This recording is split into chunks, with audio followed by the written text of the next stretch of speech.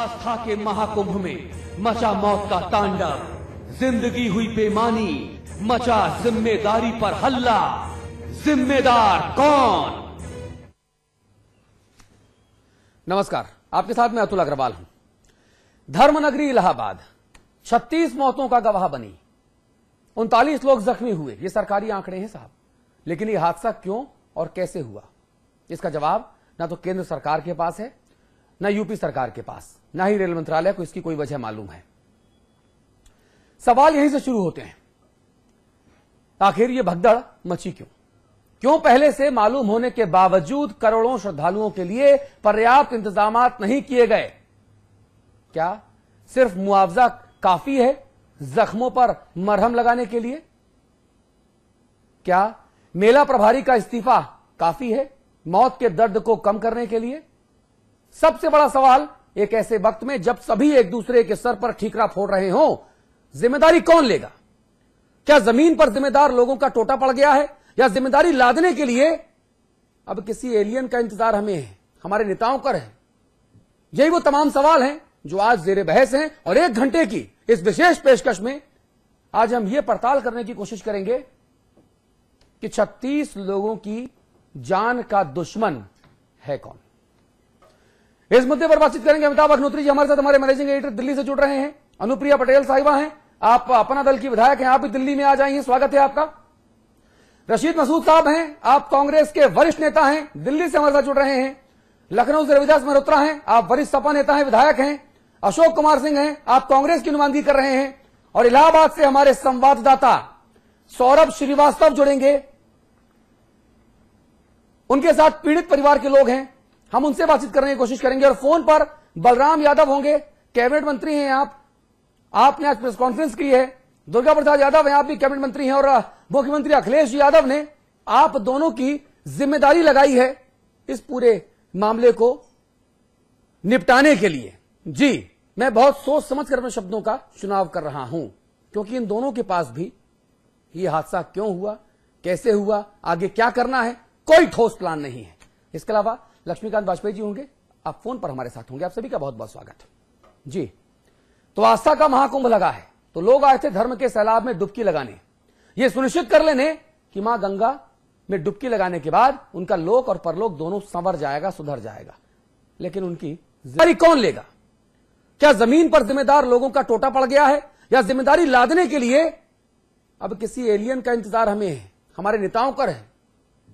यही वो तमाम सवाल हैं जो आज जेरे बहस हैं, और 1 घंटे की इस विशेष पेशकश में आज हम ये पड़ताल करने की कोशिश करेंगे कि 36 लोगों की जान का दुश्मन है कौन।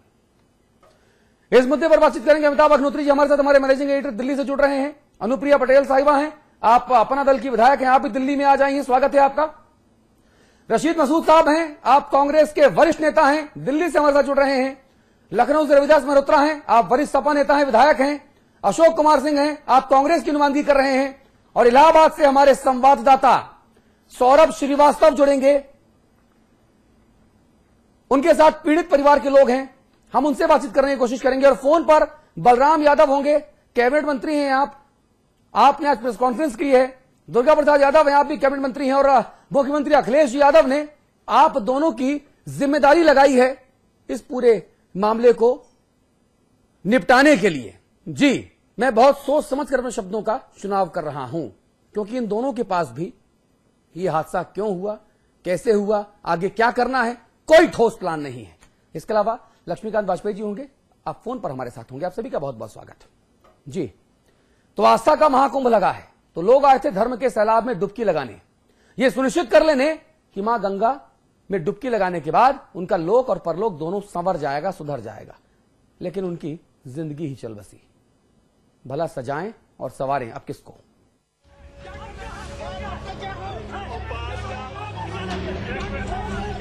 शायद मौत के सन्नाटे में गुम हो चुकी जिंदगी को करार आ जाए। गला बैठ चुका है, आंसू नहीं निकल रहे, वो सूख चुके हैं। दिल बेचैन है, दर्द थम नहीं रहा, दिल परेशान है, सुकून मिल नहीं रहा। कभी कमिश्नर को घेरते हैं तो कभी मुख्यमंत्री को कोसते हैं।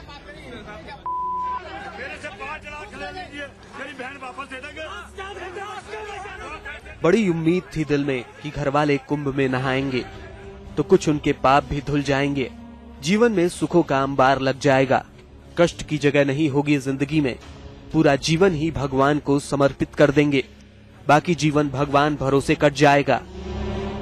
मेले की जिम्मेदारी संभाल रही सरकारें बेशक खुद को धर्मनिरपेक्ष कहती फिरे, लेकिन आस्था उनके दिलों में भी कम न थी।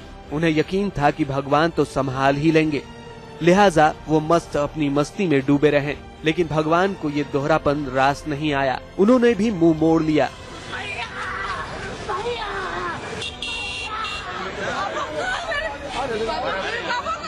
फिर मचने लगा तांडव, तबाही, हर तरफ सिर्फ मौत और चिल्लाहटें। मंजर थमा तो दर्द की चादर फैल गई, दावे फुस होते गए और एम्बुलेंस की आस खो चुके लोग कफन के लिए दौड़ने लगे।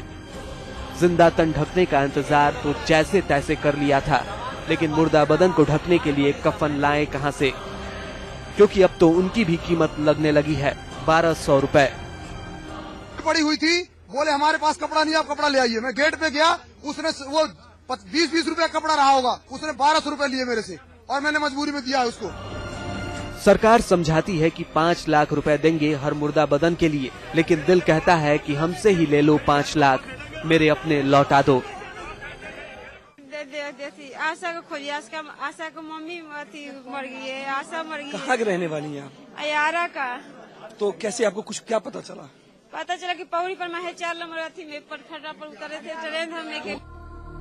मौत का स्याह अंधेरा कायम है, जिंदगी उजाले की तलाश में है, लेकिन भरोसा उठ चुका है दोनों ही भगवानों से, उनसे भी जो स्वर्ग में बैठे हैं और उनसे भी जो हवेलियों में बैठते हैं। ब्यूरो रिपोर्ट के साथ आलोक साहिल, समाचार प्लस। जी, केंद्रीय रेल मंत्री पवन कुमार बंसल इलाहाबाद पहुंचे, जो आज सुबह कह रहे थे, इलाहाबाद पहुंचते ही उन्होंने पूरी तरह से यू टर्न ले लिया। उन्होंने स्वीकार किया कि रेलवे के फुट ओवर ब्रिज पर जरूरत से ज्यादा भीड़ इकट्ठा हो गई थी और इस वजह से यह बड़ा हादसा हुआ। क्या क्या कहा, ये सुनिए।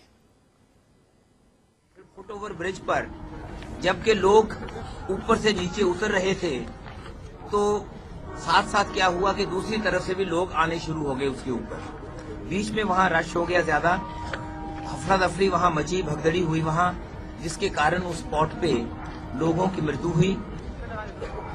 और मैं ये समझता हूं, फिर वही बात कहना चाह रहा हूं दोहरा के जो भी कही थी, कि वो फुट ओवर ब्रिज बेशक 20 फुट चौड़ा है, लेकिन वो फुट ओवर ब्रिज इस ढंग के इतने बड़े जो इकट्ठ होता है, भीड़ होती है, उसके लिए नहीं बनेगा। उससे पहले मैं एक बात और स्पष्ट कर देना चाहता हूं, आज मेरा मंतव्य यहाँ कोई राजनीति करने का नहीं, ये राजनीति का समय नहीं। मैं इस पे कोई एक दूसरे पे कोई ट्रेडिंग ऑफ चार्जेस के लिए नहीं आया कि एक दूसरे पे हम कोई दोष लगाते रहें, लेकिन ये सवाल वाजिब है, सवाल ऐसे उठने चाहिए। रेलवेज का काम लोगों को लेके जाने का है। रेलवे जो हमारे लिए गाड़ियां तय हुई, इतनी गाड़ियां हैं, उतनी गाड़ियां हम मुहैया करा सकते हैं, उतने लोगों को लेके जा सकते हैं। इसके साथ पहले मैं आगे आपकी बात पे बढ़ूं, सिर्फ इतना कह देना चाहता हूं, हिंदुस्तान में 12,000 रेलगाड़ियां चलती हैं रोजाना, 12,000 पूरे हिंदुस्तान में। उसमें से आधी तो सिर्फ सबर्बन जो शहरों के बॉम्बे जैसा अहमदाबाद शहरों में चलती हैं, बाकी पूरे देश में क्रिस क्रॉस करती हैं। और पूरे हिंदुस्तान में रोजाना 2 करोड़ 30 लाख लोग सफर करते हैं पूरे हिंदुस्तान की रेलगाड़ियों पे। ये कोई उम्मीद अगर करे रेलवे से कि पूरे के पूरे देश की गाड़ियां 2 दिन के लिए यहाँ क्यों नहीं लगा दी, सब यहाँ क्यों नहीं आ गई, और यहाँ 4 करोड़ लोग थे, 4 करोड़ लोगों के लिए यहाँ से इंतजाम क्यों नहीं कर दिया। शायद लोगों की उम्मीद रेलवे से जितनी होनी बनती है उससे ज्यादा है। वो रेलवे मैं समझता हूँ हम उसके काबिल नहीं है कि इतनी बड़ी 4.5 करोड़ लोगों को एक दिन में यहाँ से लेके जाया जा सकता, और उसको कोई डॉक्टर नहीं कर सकता, उसको कोई बदल नहीं सकता। मुझे पिछली बार बताया था यहाँ 155 एम आई राइट 155 हमारे CCTV कैमरास पूरे सारे चीजों पे लगे हुए हैं। उनमें अलग अलग जगह के सब कुछ उसमें कैप्चर हो चुका है। 56 कैमराज यहाँ लगे हुए हैं, इंक्लूडिंग इस FOB तो FOB के साथ 56 लगे हुए हैं, सभी का रिकॉर्ड हो जाएगा। ये बातें जो जब पूरी इन्फॉर्मेशन नहीं होती, sometimes or accusation, or allegation, or opinion is not based on the right information. जी, पवन कुमार बंसल साहब जो सारी बातें कह रहे हैं, इनमें से एक भी बात मुझे समझ नहीं आई, सिर्फ इस बात के कि साहब आप किराया तो मंत्री जी लगातार बढ़ा रहे हैं, आप सुविधाओं और सुरक्षा के नाम पर किराया बढ़ा रहे हैं, लेकिन कहां है सुविधाएं, कहां है सुरक्षा? और पवन कुमार बंसल जी दरअसल फैक्चुअल गलत हैं। उन्होंने कहा कि रेलवे एक दिन में 4.5 करोड़ लोगों को ला और ले जा नहीं सकती। मेहरोत्रा जी, क्या वाकई इलाहाबाद में आज के दिन 4.5 करोड़ लोग माननीय पवन कुमार बंसल जी की रेल की तरफ दौड़ रहे थे? ये फैक्चुअल गलत बयान है जी। इसके पहले राज्य सरकार को पॉइंट आउट किया जाता है, आजम खान साहब इस्तीफा देते हैं, अखिलेश जी इस्तीफा लेते हैं आजम खान साहब का, तो पवन कुमार बंसल साहब का इस्तीफा क्यों नहीं होना चाहिए? रेल मंत्री हैं, प्लेटफॉर्म पे कह रहे हैं फुट ओवर ब्रिज में दोनों तरफ से लोग चढ़े। भारत देश में ऐसा कौन सा फुट ओवर ब्रिज है किसी भी रेलवे स्टेशन में जहां पर आपने वन वे बनाया हो कि यहां से लेफ्ट से नीचे उतरोगे, राइट से ऊपर चढ़ोगे? ऐसा कहां होता है? आपने कहीं देखा मेहरोत्रा जी? जी नहीं। रशीद मसूद साहब, आपने कहीं देखा ऐसी व्यवस्था जो पवन कुमार बंसल साहब बता रहे हैं? सुबह तक तो राज्य सरकार के ऊपर पूरा ठीकरा फोड़ा जा रहा था। जी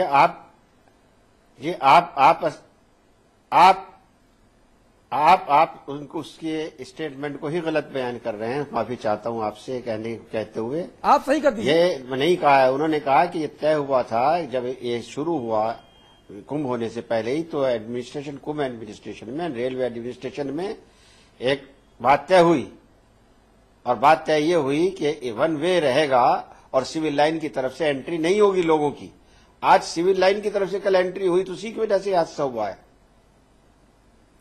ये बात फुट ओवर ब्रिज भर की हो रही है।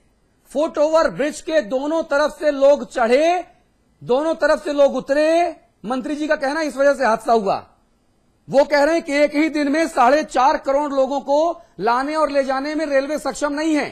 क्या सिर्फ कल ही कल में 4.5 करोड़ लोग पवन कुमार बंसल जी की रेलवे की तरफ दौड़ गए थे क्या? ये भी फैक्चुअल सही नहीं है।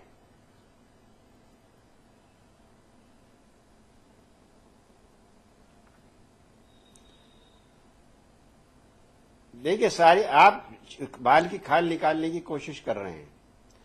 4.5 करोड़ लोगों का मतलब ये नहीं होता कि 4.5 के 4.5 करोड़ वहां पर रेलवे स्टेशन पे पहुंच गए हों। 4.5 करोड़ लोग कुंभ के मेले में मौजूद थे, और उनको जाहिर है कि 4.5 करोड़ को कुंभ से वापस भी जाना था। आप कितनी कैपेसिटी है? रेलवे की कैपेसिटी नहीं आप बढ़ा सकते, स्टेशन की प्लेटफॉर्म की कैपेसिटी आप नहीं बढ़ा सकते हो, ओवर ब्रिज की कैपेसिटी आप नहीं बढ़ा सकते हो, किराया बढ़ा सकते हैं। आपकी लिमिटेशंस हैं। अभी इतने दिन से किस तरह से बहुत स्मूथली चल रहा था? इसलिए कि स्मूथली इसलिए चल रहा था कि जो एनक्लोजर्स बने हुए थे, एनक्लोजर्स जो बने हुए थे, उन एनक्लोजर्स में लोग आते थे और वहां से अनाउंस होता था कि फला एनक्लोजर के लोग फला प्लेटफॉर्म पर चले जाएं। ठीक बात है। वन वे सौरभ श्रीवास्तव के पास चलूंगा। हमारे संवाददाता हैं, हमारे साथ इलाहाबाद में मौजूद है अस्पताल के बाहर। सौरभ श्रीवास्तव, आज एक चीज ठीक नजर आ रही मुझे यहां पर। पवन कुमार बंसल जो रेल मंत्री हैं, उन्होंने कहा कि साहब रेलवे इतनी ज्यादा भीड़ के लिए तैयार नहीं था, सक्षम नहीं था, और पुलिस वालों ने लाठीचार्ज नहीं किया। यानी कहीं ना कहीं राज्य सरकार को क्लीन चिट देते हुए नजर आ रहे हैं केंद्रीय रेल मंत्री पवन कुमार बंसल। अगर रेलवे सुरक्षा नहीं दे सकता, अगर रेलवे सुविधाएं नहीं दे सकता, तो फिर रेलवे किराया क्यों बढ़ाता जाता है भाई? जी अतुल जी, मैं आपको बताऊं कि इस समय हम अस्पताल के बाहर खड़े हैं, जहां पर घायलों को भर्ती कराया गया है। मॉर्चरी में उनकी लाशें यहाँ पर रखी गई हैं। पवन बंसल जी से हम लोग भी पूछने की जब कोशिश किए तो उन्होंने ये बोला कि मैं यहाँ राजनीति की रोटियां नहीं सेकने आया हूं, यहाँ माननीय जो है मनमोहन सिंह और सोनिया गांधी के आग्रह पर यहाँ पर आया हूँ, और चूंकि मैं रेल मंत्री हूँ इसलिए यहाँ पर आया हूँ। थोड़ी देर पहले यहाँ पर जावेद उस्मानी आए थे, उनसे हमारी बातचीत होती है, उनका साफ साफ कहना होता है कि ये रेल प्रशासन की गलती है, वो इनके ऊपर ठीकरा फोड़ते हैं, वो अपनी चुप्पी साध लेते हैं। गलती किसकी है ये अभी तक किसी को पता नहीं। हमारे साथ ये परिवार मौजूद है जो आज 24 घंटे से ज्यादा समय बीतने वाला है, इनके परिजन अभी तक नहीं मिले हैं, वो मर गए हैं या जिंदा है इनको ये अभी तक नहीं पता। पवन बंसल कुछ भी कहते रहे लेकिन ये सच्चाई सामने है। पूछिए इनसे, बात कीजिए इनसे। जी आप कहाँ से आई ये बताइए। गाजीपुर जिला से। कब ये घटना कब घटी आपके साथ, कौन आया था आपके साथ? हम साथ से आए, हम मालिक हमारा है। क्या वो मिली वो? नहीं। किसके पास आप गई, कोई अधिकारी मिला आपको? पुलिस उनके बात पूछाया तो क्या उनका क्या जवाब था? तो बोला कि हॉस्पिटल में भर्ती कर दिया। अस्पताल में कोई जवाब मिला? अस्पताल में बोला लोग कि यहाँ पर लिया के हम लोग भर्ती कर दिया। वहां से बोला गया, थाने से बोला गया कि अस्पताल लाया गया, अस्पताल में आई तो इनसे बोला गया कि कहीं और होंगे, ये भटक रहे हैं, इनको नहीं पता इनकी सास कहाँ पर है। ठीक है, और लोग हमारे साथ मौजूद हैं।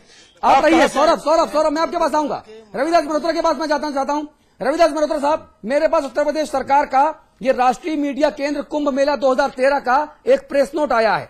आज जो प्रेस कॉन्फ्रेंस हुई जिसमें मुख्य सचिव जी थे, जिसमें डीजीपी साहब थे, बलराम यादव साहब थे, और जहां पे उनको पत्रकारों के सवालों का